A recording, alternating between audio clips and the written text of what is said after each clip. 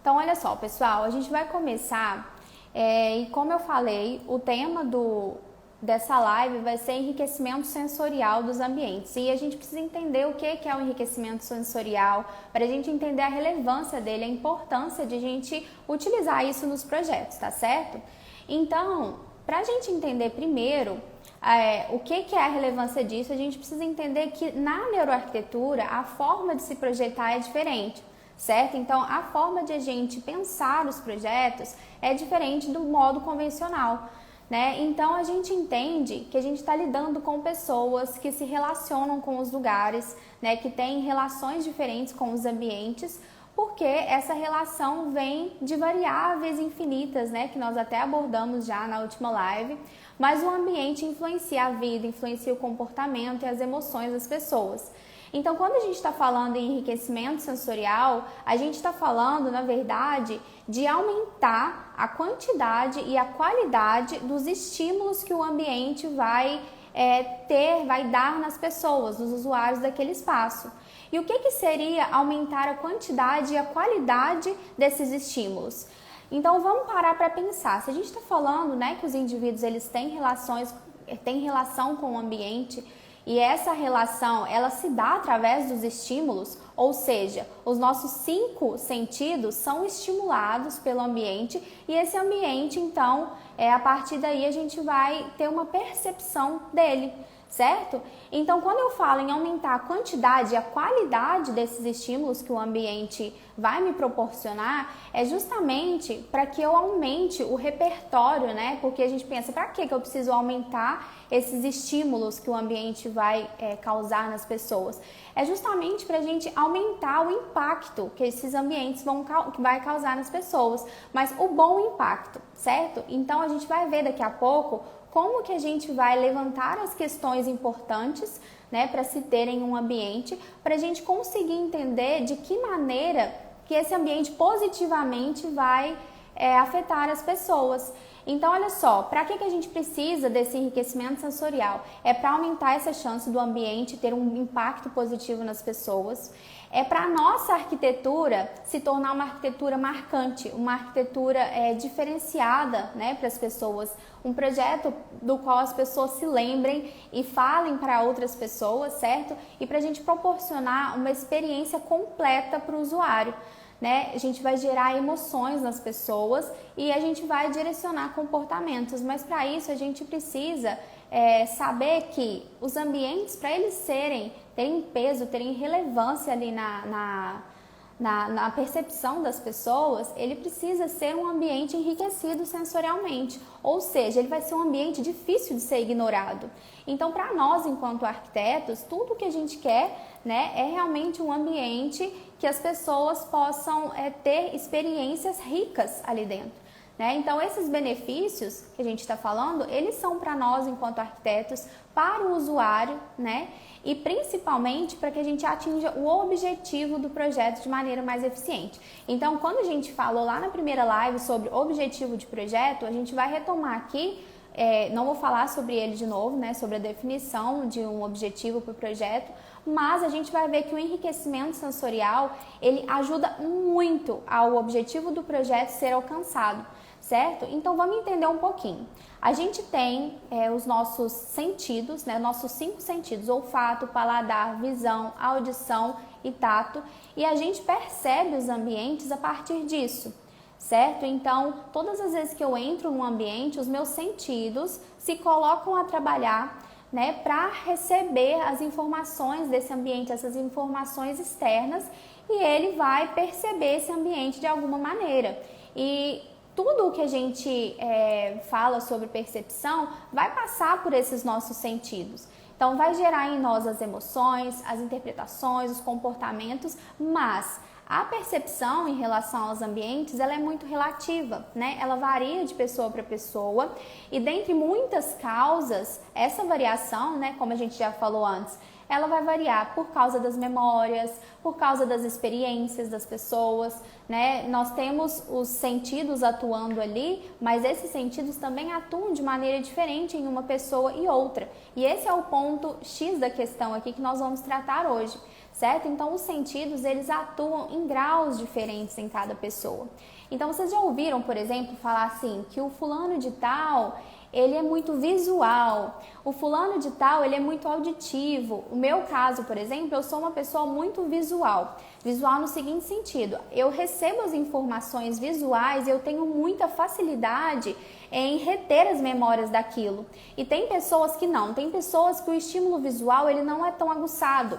Essa pessoa vai ser estimulada, por exemplo, por um ambiente muito mais pela parte auditiva. Então a gente vai começar a ver que os graus, né, em que os ambientes vão estimular as pessoas, eles são diferentes, né, através dos sentidos. Então cada um vai possuir um sentido ali com uma percepção mais aguçada, né, em relação a um sentido. Então isso altera a nossa percepção de um ambiente, certo? Porque se eu tenho um ambiente com um alto estímulo sensorial, por exemplo, visual, mas ele não estimula muito os outros sentidos que nós temos, pessoas que são mais auditivas, esse ambiente vai passar para ela assim, despercebido. Ela não vai enxergar relevância naquilo, justamente porque ele não conseguiu captar ela através do estímulo que nela, né, o estímulo sensorial que nela é mais forte. Então, por isso que é importante a gente tentar abarcar a maioria dos sentidos. E como que a gente faz isso num projeto, certo? Como que a gente faz para estimular as pessoas no ambiente, né, de acordo com o estímulo que nela é mais forte, que nela é mais relevante, certo? Que tem mais peso na percepção dela. Então é justamente pensando nisso que a gente vai trazer o enriquecimento sensorial, porque significa que quanto mais enriquecido aquele ambiente for do ponto de vista dos nossos sentidos, mais pessoas, mais sentidos, mais percepções relevantes ele vai causar nas pessoas, certo? Então as pessoas têm chances de ter maiores emoções e percepções relevantes com aquele ambiente por causa desses estímulos sensoriais. Mas como que a gente faz isso na prática? Eu tinha falado com vocês que eu traria essas lives para a gente falar bem mais da questão prática realmente, né? De como a gente aplica isso nos ambientes. Então, se a gente já entendeu, né, que tem essa questão de cada um perceber o ambiente de uma forma e que as emoções geradas no ambiente é que fazem com que o ambiente seja marcante para as pessoas. E vamos só recapitular aqui uma coisinha, por quê? Olha só, o nosso cérebro, ele é super complexo e ele tem um gasto de energia muito grande para processar todas as informações, certo? Então, o gasto energético de todo o nosso corpo, 20% está no nosso cérebro, ou seja, ele gasta muita energia, então ele tenta também economizar um pouco de energia para que ele possa operar ali sem causar uma pane, né, no nosso sistema nervoso. Então, por exemplo, quando a gente faz sempre o mesmo trajeto para ir para o trabalho, quando a gente começa a dirigir, faz os movimentos ali automáticos, a gente não para mais para pensar, isso é o nosso cérebro otimizando as funções dele justamente para ele não ter que parar, analisar, pensar sobre aquilo. Só que nos ambientes não é interessante que essa forma automática, né, fique sempre ativada, porque a gente precisa parar e perceber os ambientes, porque é isso que faz com que as nossas experiências sejam enriquecidas. Então, para que a gente consiga fazer com que o nosso cérebro pare, observe, preste atenção e não simplesmente viva ali no automático em relação aos ambientes que nós estamos projetando, a gente tem que trazer um enriquecimento sensorial para ele, para que as pessoas consigam ver, né, de acordo com os sentidos dela, relevância naquilo, certo? Então, na prática, né, já que a gente está falando de um projeto que tem um objetivo, a gente vai também traçar linhas, né, traçar meios de fazer com que essa experiência do usuário seja uma experiência positiva. Porque as percepções, as emoções, né, geradas em um ambiente podem ser emoções, podem ser percepções ruins também. Então, na prática, como que a gente vai fazer para explorar esses sentidos, né, esses estímulos sensoriais no ambiente nos nossos projetos? Gente, a maioria dos arquitetos não pensam nisso, tá? Então, é relevante para quem está aqui aprender isso, porque você poder apresentar para o seu cliente essa forma de se projetar é algo que ele não vai ver em outro lugar, muito provavelmente. Então, eu vou usar um exemplo aqui prático para vocês entenderem o que é que eu estou falando e vocês vão ver que a maioria dos arquitetos não pensam dessa maneira. E isso é muito rico para nós quando a gente começa a ter essa linha de raciocínio, porque a gente se diferencia muito, certo? Então, primeira coisa de tudo, se a gente quer, né, agora que a gente já entendeu o quanto é eficiente a gente estimular os ambientes de diversas formas para atingir melhor as pessoas, vamos pensar então nisso na prática, certo? Então, primeiro a gente tem que determinar que a gente tem um objetivo com esse projeto, certo? Então, detectado o objetivo, a gente consegue saber qual comportamento, qual emoção a gente quer induzir nesse cliente, né, nesse usuário. Mas quando a gente fala em induzir, é aumentar a probabilidade de um determinado comportamento desejado acontecer. Nunca é uma coisa garantida, a gente já falou sobre isso, certo? Então, eu detectei esse objetivo para quem eu estou projetando. E daqui a pouco a gente vai entrar num exemplo assim que vai ficar muito claro para vocês a aplicação disso, vocês vão sair daqui aplicando, tá? Pode ter certeza, vocês vão ter uma outra ótica em relação aos projetos. Então, assim, definir o objetivo agora para quem que eu estou projetando, certo? Então, como essas pessoas do projeto, elas enxergam o mundo? Elas são crianças, são adultos? Então, a gente vai definir ali para quem que é esse projeto. Estou passando por isso aqui muito rápido para a gente entrar no exemplo, porque no exemplo vai ficar assim muito claro para vocês, tá? Então a gente vai começar a direcionar esses estímulos. Realmente a gente vai usar, para ficar mais fácil, o exemplo de uma escola, tá? Vocês vão ver que é fantástico quando a gente começa a enxergar isso num exemplo prático. Então olha só, quando eu tenho uma escola, eu já tenho logo um objetivo definido, né? Que é o objetivo do aprendizado, não é? Então, assim, cada projeto tem um objetivo. Se eu tenho um projeto comercial, eu vou ter um objetivo com aquele projeto que vai ser definido junto com o cliente. Então, todas as vezes que eu pensar em enriquecer sensorialmente, a gente vai ver isso agora, como fazer, toda vez que eu pensar que eu tenho que enriquecer um projeto sensorialmente, eu tenho que primeiro resgatar o objetivo desse projeto, certo? Por quê? Porque eu preciso fazer com que os estímulos, eles sejam positivos para o objetivo, porque senão eu estou estimulando em vão, né? Então eu quero que um comportamento X seja realçado naquele ambiente, mas eu estimulo ali no sentido de um modo que um outro comportamento seja gerado.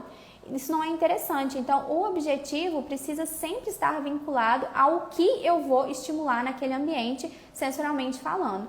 Então, eu tenho uma escola. Na escola, o objetivo é o aprendizado, é o convívio social, é aprender a trabalhar em equipe, mas esse aprendizado, seja intelectual ou seja do ponto de vista do convívio social, né, de aprender a se desenvolver como ser humano, é a questão do aprendizado de qualquer forma, certo? Então, para quem que é esse projeto? Aí a gente vai colocar aqui no exemplo que seja um projeto para crianças de 6 a 11 anos. Então quando eu tenho uma criança que está na fase aí dos 6 aos 11 anos, a gente não precisa, né, nem procurar tantas pesquisas e se aprofundar muito para saber que normalmente as crianças nessa idade de 6 a 11 anos, elas se interessam e aprendem e se desenvolvem muito pelos aspectos lúdicos, pelas brincadeiras, pelo convívio, um ambiente social ali se interagindo com outras crianças, pela questão, né, e a possibilidade de explorar, então de colocar a mão, de poder mexer, de poder se envolver de certa forma com o ambiente para que ela se desenvolva. Então eu já identifiquei o objetivo para quem que é e eu já identifiquei o que faz parte do universo, né, dessa faixa etária ali de 6 a 11 anos, o que faz parte do universo dessas crianças para que eu possa inserir no ambiente, certo? Agora a gente vai começar a explorar os sentidos, né, referentes a esse projeto, referente ao objetivo. Então, olha só, quando eu pego um por um dos sentidos, eu vou começar a trabalhar e buscar neles maneiras de eu fazer com que, dentro do objetivo desse projeto, que é uma escola, né, que tem o objetivo de aprendizado, e que é para crianças de 6 a 11 anos, eu vou pegar agora cada um dos estímulos que nós temos, dos estímulos sensoriais, que eu digo aqui, os sentidos no caso, né? Visão, audição, tato, paladar e olfato. E eu vou tentar fazer estudos e buscar maneiras de fazer com que as crianças possam aprender através de cada um desses sentidos. Então vamos para a prática. Eu vou pegar, por exemplo, o estímulo da visão. E a gente vai trazer o estímulo da visão para dentro desse projeto e tentar entender ali como que isso pode gerar uma boa influência no aprendizado da criança. E aí eu vou falar com vocês de um exemplo de uma escola na Índia que eles utilizaram do artifício de criar nas escadarias da escola. Eles pintaram ali de forma bem assim dinâmica e divertida a tabuada em cada degrau da escola, em cada degrau da escada ali da escola. Então o que acontecia? Aquela criança que o estímulo visual para ela é algo muito relevante, ao fazer uso ali da escada no dia a dia, mesmo que ela não esteja 100% consciente daquilo, ela está desenvolvendo um aprendizado e o espaço físico, o ambiente está promovendo esse aprendizado para ela. Então, olha só, eu estou utilizando o ambiente de maneira que ele alcance o objetivo do projeto. Então, esse projeto, né, que é lá da Índia, que eu estou dando exemplo aqui para vocês, eles tiveram um sucesso imenso no aprendizado das crianças, no aprendizado dessas crianças em relação à tabuada, com essa característica que eles aplicaram no ambiente. Então as crianças, né, eles fizeram a pesquisa lá depois e as crianças se desenvolveram muito na tabuada justamente por causa dessa característica do espaço, a tabuada presente nos degraus da escada, certo? Por quê? Porque algumas crianças são muito visuais e elas vão aprender olhando aquilo. Agora, por exemplo, a gente entra no estímulo da audição. E aí, gente, eu estou falando aqui o exemplo da escola para vocês, mas vocês vão ver que ao longo da nossa conversa isso vai abrir assim, um horizonte para vocês. Nossa, mas aquele projeto meu que é comercial, aquele projeto que é residencial, pode ser aplicado dessa maneira, que vai ser um estímulo bacana. Então, isso é para dar insights para vocês mesmo, tá? Então, o estímulo da audição, por exemplo, ele trabalhado em uma escola, a gente poderia dar um exemplo de um sinal da escola, ao invés de ele ser aquele sinal tradicional que todo mundo está acostumado, eles trabalharem, por exemplo, com canções que são muito clássicas ou citação de poemas que envolvam as crianças, né, na vida intelectual, naquele meio intelectual. Ela está ali para aprender, ela está ali para se desenvolver. Então, por que não envolver ela num ambiente completamente voltado para o aprendizado, voltado para o desenvolvimento intelectual dela? Então, olha só como que isso seria interessante. Olha só como que seria legal se ao invés de outras músicas que não agregam tanto valor ali para o aprendizado da criança, ou seja, para o objetivo do projeto, imagine só se começassem a aplicar, né, essa coisa mais cultural mesmo no estímulo auditivo nas escolas. Então toda hora que o sinal tocasse seria uma música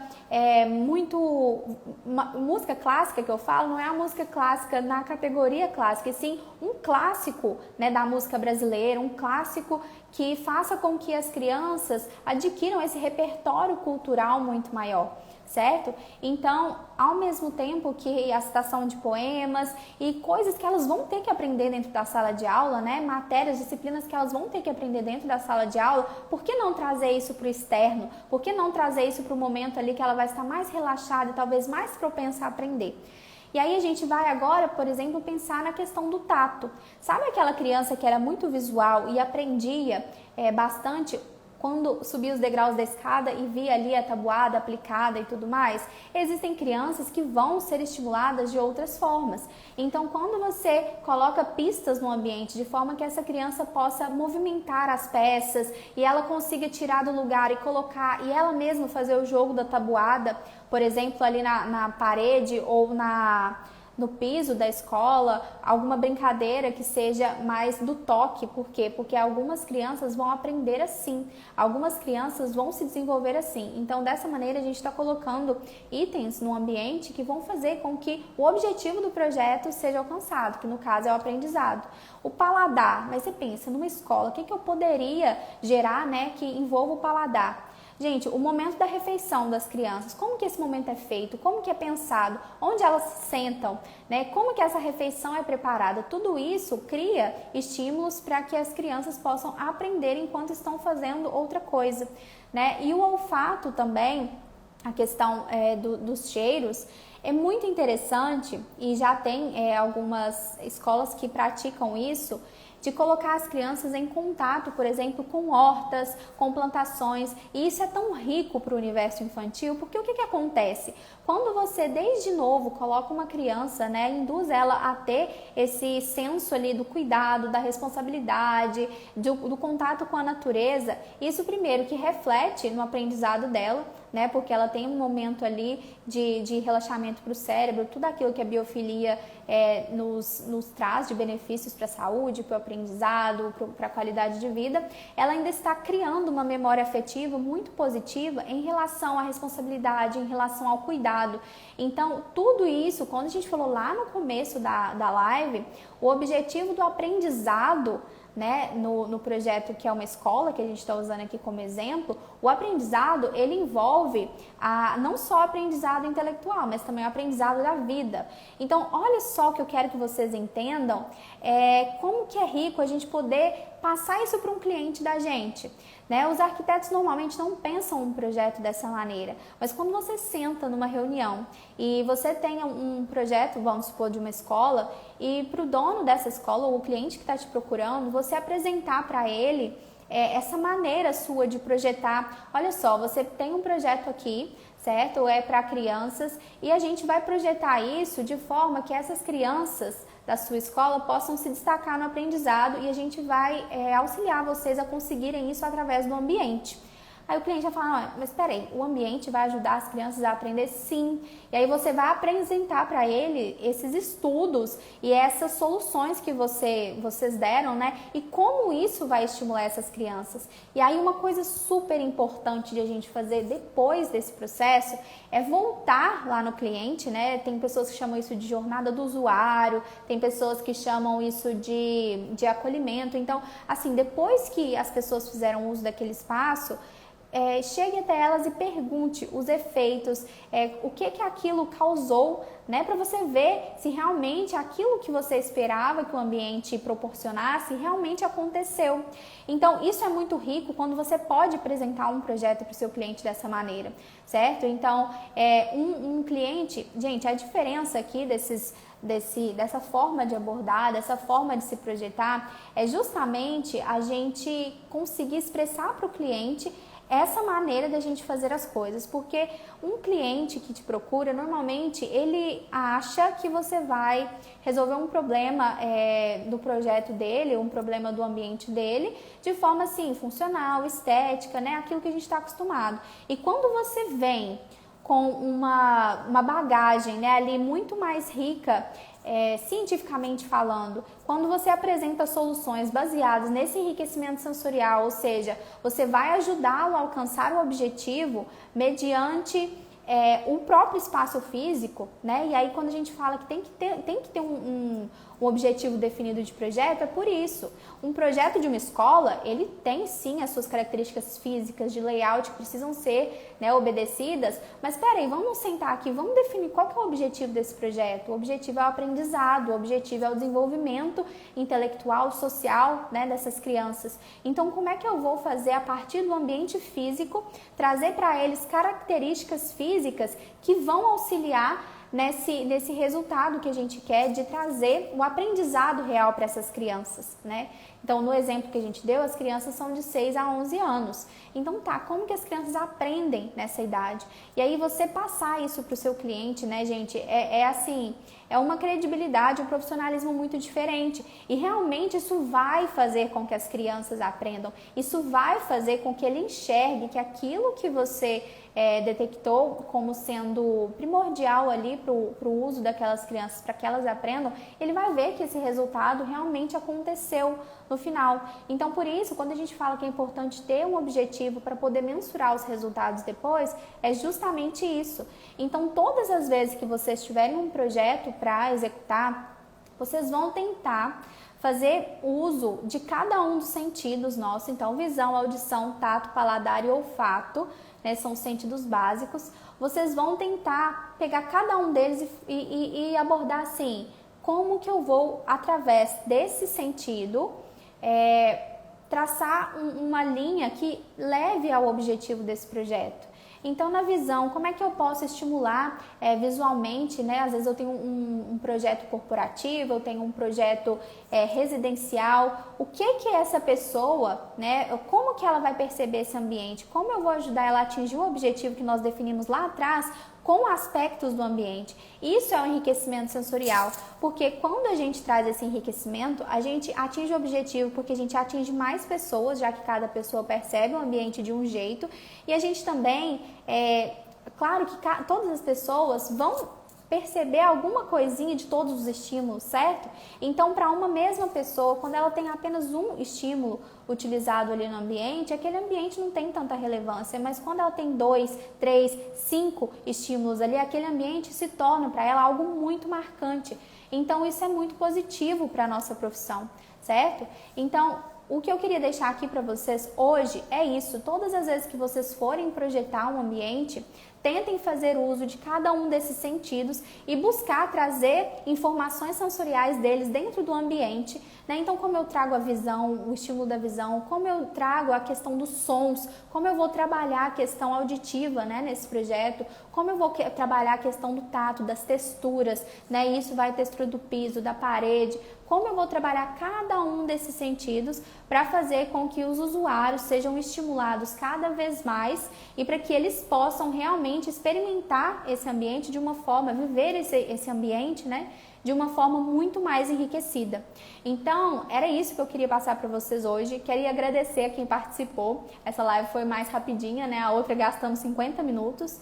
Mas eu queria agradecer para todo mundo que participou, tá? E nós vamos fazer mais lives. E eu achei muito importante trazer esse assunto para vocês, porque ele abre portas para a gente entender muito de como nós percebemos os ambientes, certo? Então, se a gente percebe os ambientes através dos nossos estímulos, ou seja, a gente entra no ambiente, nossos estímulos captam aquelas informações externas, aquilo é processado no nosso cérebro e é gerado então emoções e comportamentos em nós. Então isso é a chave do projetar em neuroarquitetura, certo? Do neuroprojetar, né, como eu chamei. Isso é a chave. Então a partir de hoje, cada vez que vocês forem pensar num projeto, vocês vão pensar dessa maneira, porque vocês vão enriquecer os projetos de vocês muito e os clientes de vocês não esperam isso de vocês. Então, quando eles verem, eles vão realmente ficar muito surpresos positivamente com isso.